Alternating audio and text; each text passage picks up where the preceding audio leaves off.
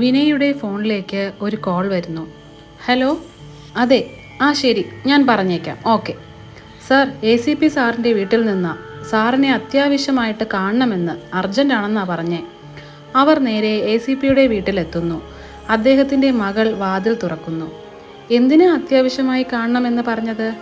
വരൂ സാർ, ഇന്ന് letter box തുറന്നപ്പോൾ അതിൽ നിന്നും ഒരു കത്ത് കിട്ടി. കത്ത് വാങ്ങി ഓഫീസർ വായിക്കുന്നു. ഡിയർ മനു, നിന്നെ സ്നേഹിക്കാനും താലോലിക്കാനുമൊക്കെ ഒരുപാട് പേരുണ്ട്.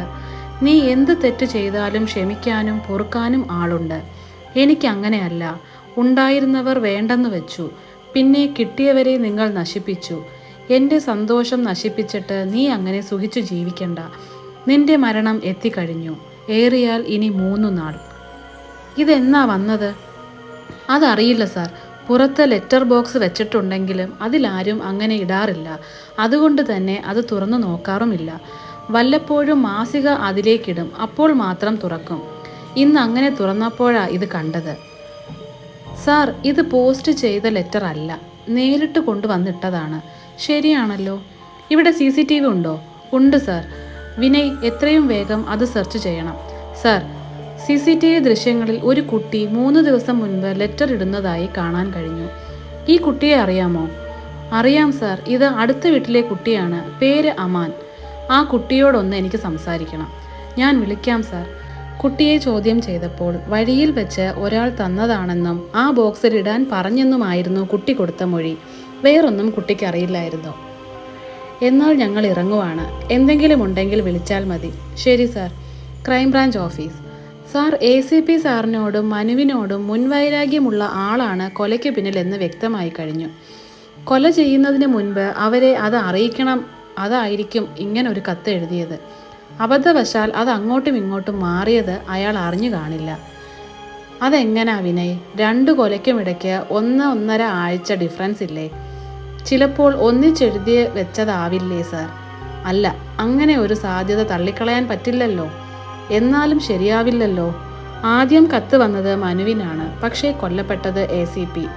രണ്ടാമതാണ് ACPക്ക് കത്ത് വന്നിരിക്കുന്നത്. കൊല്ലപ്പെട്ടത് മനു. എനിക്ക് തോന്നുന്നത് ഇത് കൊലയാളി മനഃപൂർവ്വം ചെയ്തതായിരിക്കാം. ഒരാളെ പേടിപ്പെടുത്തിയിട്ട് മറ്റൊരാളെ കൊല്ലുക. അങ്ങനാണെങ്കിൽ അത് എന്തിനായിരിക്കും സാർ? അത് അയാളോട് തന്നെ ചോദിക്കണം. Sorry sir. വിനയ്, ഒരു കാര്യം ചെയ്യുക. മനു സഞ്ചരിച്ച റൂട്ടിലെ CCTV ദൃശ്യങ്ങൾ ഒന്ന് എടുക്ക്. എന്തെങ്കിലും തുമ്പ് കിട്ടിയാലോ? Okay sir. അല്പസമയത്തിനു ശേഷം. Excuse me sir. Yes. Kumar, വരൂ, ഇരിക്ക്. സാർ, ഗോപാലൻ ചന്ദ്രനുമായി കോണ്ടാക്ട് ചെയ്ത നമ്പറിൻ്റെ ഡീറ്റെയിൽസ് കിട്ടി. അതൊരു സ്ത്രീയുടെ പേരിലാണ് എടുത്തിരിക്കുന്നത്. പേര് ഫിലോമിന. അവർ മരിച്ചിട്ട് 3 മാസം കഴിഞ്ഞു. അവരുടെ ഫോണിൽ നിന്നും ഒരൊറ്റ നമ്പറിലേക്ക് മാത്രമേ കോൾ പോയിട്ടുള്ളൂ. ആ സിമ്മും ഇവരുടെ പേരിൽ തന്നെ ഉള്ളതാ.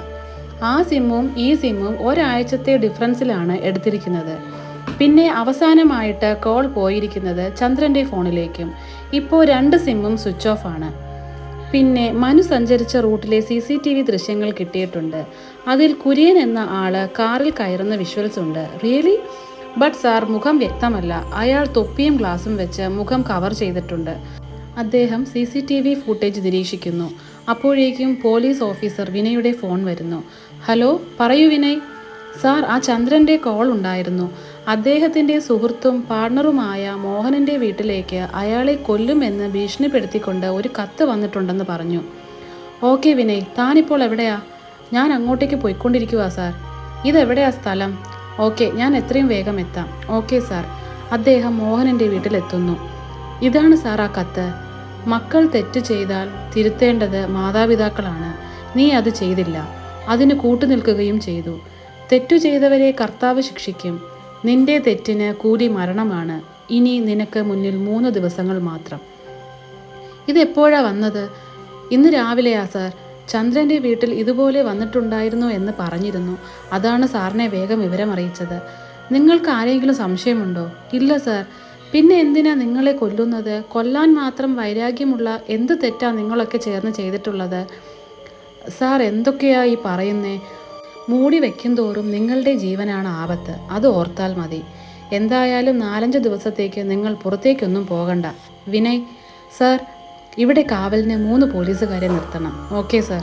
ഇവിടെ CCTV ക്യാമറ ഉണ്ടല്ലോ? ഉണ്ട്. ഓക്കെ, താൻ പേടിക്കണ്ട, ഞങ്ങൾ നോക്കിക്കോളാം.